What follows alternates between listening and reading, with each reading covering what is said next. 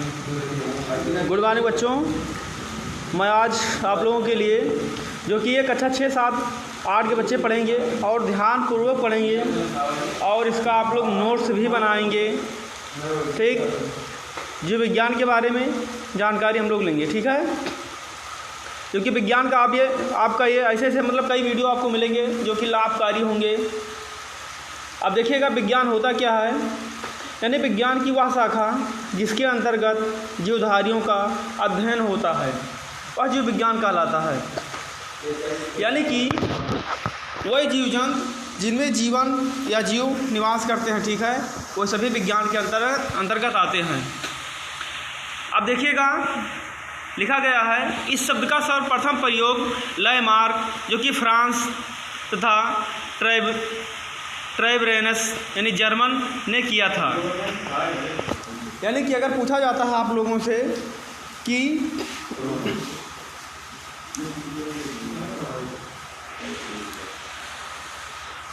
इस शब्द का प्रयोग सर्वप्रथम प्रयोग जो है लैमार्क यानी फ्रांस के रहने वाले थे और ट्राइब्रेनस जर्मन के रहने वाले थे, इन्होंने जो विज्ञान का सर्वप्रथम प्रयोग किया था। इसको पुनः 2 भागों में बांटा गया, यानी विज्ञान को 2 भागों में विभाजित किया गया है। एक हमारा होता है बोटैनी यानी कि वनस्पति विज्ञान, एक होता है हमारा जूलॉजी यानी कि जंतु विज्ञान। बच्चों आज आप लोग ध्यान दीजिएगा, अगर कोई पूछता आपसे कि जीव विज्ञान मतलब जीव विज्ञान जो हमारा कितने भागों में बटा है, यानी जीव विज्ञान जो हमारा है कितने भागों में बटा है, 2 भागों में बटा है। यानी दोनों में बोटैनी भी है हमारी और जूलॉजी यानी कि वनस्पति विज्ञान और जंतु विज्ञान दोनों में जीव निवास करते हैं। थियोफाइटस ने 500 प्रकार के पौधों का वर्णन किया है। यानी हमारे एक वैज्ञानिक हैं थियोफाइटस ने जो है 500 प्रकार के पौधों का वर्णन अपनी पुस्तक जो है हिस्टोरिया प्लांटम में किया है। यानी कि इनकी पुस्तक का नाम है हिस्टोरिया प्लांटम में किया गया है। इन्हें वनस्पति शास्त्र का जनक भी कहा जाता है। यानी कि अगर पूछा जाता है आप लोगों से कि वनस्पति शास्त्र का जनक कौन है, तो आप लोग थियोफाइटस का नाम बताएंगे, जो कि इनकी पुस्तक हिस्टोरिया प्लांटम में जो है 500 वनस्पतियों का प्रयोग किया गया है, लिखा गया है। फिर हिप्पोक्रेटस ने मानव रोगों पर प्रथम लेख लिखा। हिप्पोक्रेटस ने जो है मानव रोगों पर प्रथम लेख लिखा। इन्हें चिकित्सा शास्त्र का जनक कहा जाता है। यानी आप लोग यहाँ पे 2 चीज़ें सीखे, वनस्पति विज्ञान का जनक किसे कहा जाता है और चिकित्सा विज्ञान का जनक किसे कहा जाता है। अगर आपसे कोई पूछता है कि वनस्पति विज्ञान का जनक यानी वनस्पति शास्त्र का जनक जो है किसे कहा जाता है, तो थियोफाइटस का नाम बताएंगे आप लोग। किसको बताएंगे? थियोफाइटस का नाम बताएंगे। अगर आपसे चिकित्सा शास्त्र का जनक अगर पूछा जाता है तो आप लोग इनका नाम तो जानते होंगे, हिप्पोक्रेटस ने जो है हिप्पोक्रेटस को चिकित्सा शास्त्र का जनक कहा जाता है। अब बात आती है अरस्तु की। अरस्तु ने अपनी पुस्तक जंतु इतिहास यानी हिस्टोरिया एनिमेटियम में जो है 500 जंतुओं का वर्णन किया है। इस प्रकार से वनस्पतियों का यानी थियोफाइटस ने जो है 500 वनस्पतियों का वर्णन किया था, उसी प्रकार अरस्तु ने अपने पुस्तक में 500 जीव जंतुओं का वर्णन किया है। इन्हें विज्ञान का जनक कहा जाता है। यदि आपसे बच्चों कोई पूछता है कि विज्ञान के जनक कौन है, तो विज्ञान के जनक अरस्तु हैं। अगर पूछा जाता है कि विज्ञान शास्त्र यानी चिकित्सा शास्त्र के जनक कौन है, तो आप लोग हिप्पोक्रेटस का नाम बताएंगे। यदि आपसे कोई पूछता है कि वनस्पति शास्त्र का जनक कौन है, तो आप लोग थियोफाइटस का नाम बताएंगे। ठीक है बच्चों। और पूछा जाता है कि विज्ञान का जनक कौन है, तो विज्ञान का जनक हमारे कौन है? अरस्तु हैं, जो कि इनकी पुस्तक हिस्टोरिया एनिमेटियम में जो है 500 जंतुओं का वर्णन किया गया है। अब इसके आगे हम लोग जानकारी प्राप्त करते चलेंगे कि जीवों के गुण, यानी जो भी जीव हमारे हैं, हम लोग पढ़ रहे हैं जीव विज्ञान और जीवों के गुण, यानी अगर किसी में अगर जीव है तो उनमें गुण क्या है, इसकी जानकारी हम लोग characteristics of the living bodies, यानी जीवों के गुण के बारे में जानकारी प्राप्त करेंगे। देखिए बच्चों, अब देखिएगा जीवों में गुण क्या होते हैं, आप लोग पहले से पता होगा कि अगर जीव क्या करते हैं। सबसे पहले अगर कोई जीव है तो वह श्वसन की क्रिया, यानी कि रिस्पायरेशन, यानी श्वसन। अब जितने भी जीव जंतु होते हैं वो सभी श्वसन की क्रिया करते हैं। देखते हैं हम लोग, श्वसन इनका मुख्य लक्षण है। क्या है? श्वसन इनका मुख्य लक्षण है। इसमें जीव वायुमंडल से ऑक्सीजन ग्रहण करते हैं तथा कार्बन डाइऑक्साइड बाहर निकालता है। श्वसन क्रिया द्वारा वसा, कार्बोहाइड्रेट तथा प्रोटीन के विघटन से ऊर्जा प्राप्त होता है, जिसे समस्त जैविक क्रियाएं संचालित होती हैं। यानी बच्चों, श्वसन की क्रिया जीव जंतु करते हैं, ठीक है। यानी श्वसन के दौरान जो भी जीव हैं वो ऑक्सीजन को ग्रहण करते हैं और कार्बन डाइऑक्साइड को बाहर छोड़ते हैं। अब देखिएगा, श्वसन की क्रिया तो करते हैं हम, इनको श्वसन की क्रिया करने के लिए ऊर्जा की आवश्यकता होती है, यानी कि पोषण, न्यूट्रिशन। देखिएगा, जीव के यानी जीवन के विकास तथा ऊर्जा उत्पादन हेतु पोषण आवश्यक है। यानी कहा जाता है अगर आपको जीना है तो खाना जरूर पड़ेगा। पौधों प्रकाश संश्लेषण द्वारा तथा जंतु पौधों द्वारा पोषण प्राप्त करते हैं। यानी पौधे जो होते हैं हमारे, वो अपना भोजन कैसे बनाते हैं? जो पौधे जो होते हैं हमारा अपना भोजन जो है, प्रकाश संश्लेषण की क्रिया में पौधे अपना जितने भी वनस्पतियां हैं वह प्रकाश संश्लेषण की क्रिया में जो है भोजन का निर्माण करती हैं। और जो जीव जंतु हैं वो पौधों का, यानी कि जो पौधों पर आश्रित होते हैं, यानी पौधों से अपना भोजन प्राप्त करते हैं। अब देखिएगा, जो भी जीव जंतु हैं उनमें प्रजनन होता है। क्या होता है? प्रजनन होता है, यानी कि रिप्रोडक्शन। जो भी हमारे जीव जंतु या वनस्पतियाँ जो भी पाई जाती हैं, सबके अंदर प्रजनन या रिप्रोडक्शन होता है।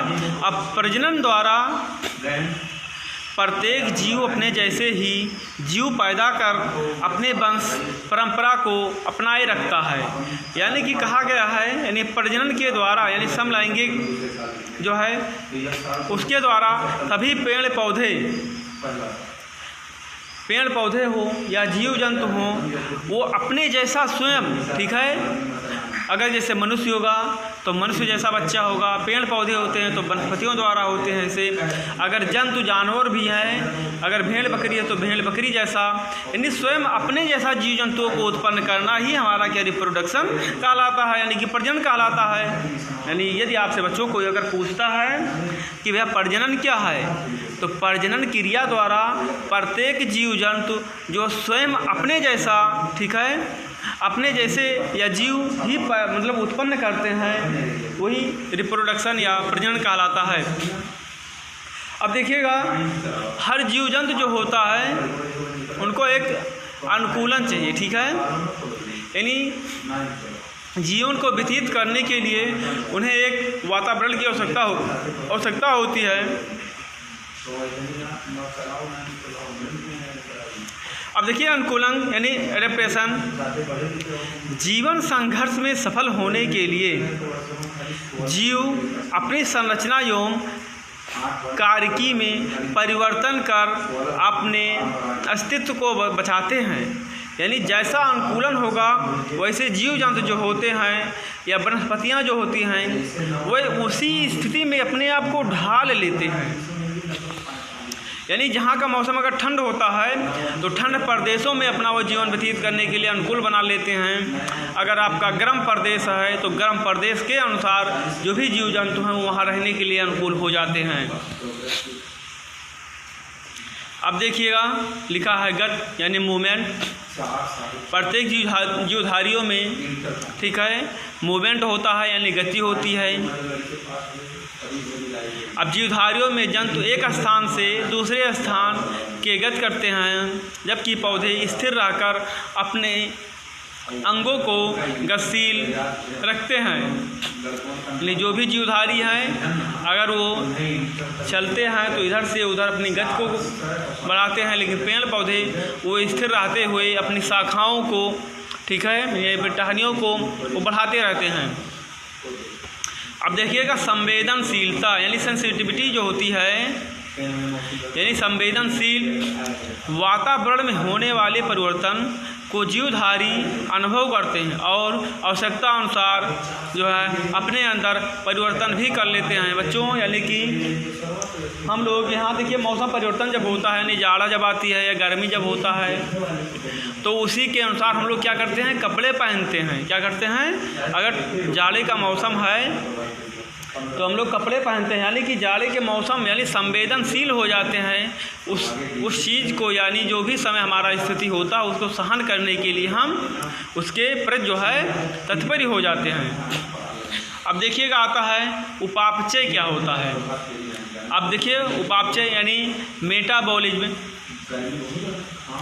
जीवों में उपापचय की क्रिया होती है, जिसमें उपाचय यानी उपचय में रचनात्मक क्रियाएं तथा अपचय में अपघटन की क्रिया होती है। अब देखिएगा रचनात्मक यानी कोई कार्य करने की क्रियाएं जो होती हैं, अपचय यानी अपघटन, जो कोई क्षय होता है उसी को हम लोग अपघटन कहते हैं। अब देखिएगा इनमें जीवन चक्र, जो भी जीवधारी हमारे होते हैं इनमें कोई जीवन चक्र होता है। यानी जीवधारियों में सभी जैविक क्रियाएं निश्चित समय पर होती हैं। यानी क्या है, जीवन चक्र यानी चलने वाली क्रियाएं जो होती हैं सभी जीवधारियों का कुछ ना कुछ जीवन काल होता है। उसी जीवन काल के अनुरूप वो अपना चक्र जो है चालू करते रहते हैं। यानी मनुष्य आजकल माना जाता है कि वो अधिकतर का जीवन काल माना गया है तो 60 साल माना गया है। अब 60 साल से ऊपर जितना भी होकर जी जाए, यानी कि वो उत्पन्न होता है, क्षय होता है, उत्पन्न होता है, क्षय होता है। जिस प्रकार आप लोग गेहूं की कटाई या धान की बुआई करते हैं, धान को काटते हैं, गेहूं को बोते हैं, फिर धान गेहूं यानी फसल चक्र जिसे हम लोग कहते हैं, वह प्रक्रिया अपनाते रहते हैं। इसी प्रकार से जीवधारुओं में भी जिनका जीवन चक्र होता है, ठीक है। अब देखिएगा जीव द्रव्य आता है यानी प्रोटोप्लाज्म। जीवधारियों में उपस्थित वास्तविक जीवित पदार्थ है, यह जीवों की भौतिक आधारशिला है। जीवधारियों में उपस्थित वास्तविक जीव पदार्थ है, यह जीवों की भौतिक आधारशिला है। अब देखिए इनमें वृद्धि भी होती है यानी ग्रोथ भी करते हैं। जो भी जीवधारी होते हैं उनके अंदर क्या होती है, ग्रेविटी यानी कि बढ़ने की क्षमता यानी पावरिटी होती है। वो बढ़ते हैं, उनकी आकृति होता है, बच्चा छोटा होता है, फिर क्या होता है, बड़ा हो जाता है। इसी प्रकार से पौधे जो होते हैं छोटे होते हैं, फिर उनमें टहनियाँ निकल आती हैं जब बड़े होते हैं। अब देखिए ये लोग क्या करते हैं, उत्सर्जन की क्रिया भी करते हैं। यानी जो भी जीवधारी हैं क्या हैं, उत्सर्जन की क्रिया भी करते हैं। जीवधारियों द्वारा में उपस्थित हानिकारक पदार्थों का उत्सर्जन यानी कि मल को बाहर निकालना। अब जैसे पसीना हमारे शरीर में है, गर्मी के मौसम में हम लोग क्या करते हैं, जो हमारे शरीर में हमारी त्वचा में जो रंध्र पाए जाते हैं, छिद्र हैं छोटे छोटे, जो छिद्र हैं बाल के माध्यम से हम लोग पसीने को बाहर निकालते हैं। इसी प्रकार से पेड़ पौधे जो होते हैं उनमें पत्तियों में रंध्र पाया जाता है। वो रंध्र की सहायता से जो भी होगा वह मल को बाहर निकालते हैं। अगर ये भी कहा जाता है कि श्वसन की क्रियाएं होती हैं पत्तियों की यानी रंध्र के द्वारा होता है। चलिए बच्चों, अब इसके आगे कल जो वीडियो बनेगा यहाँ हम लोग पढ़ेंगे जंतु विज्ञान की प्रमुख शाखाएँ क्या होती हैं। Thanks for watching, good morning.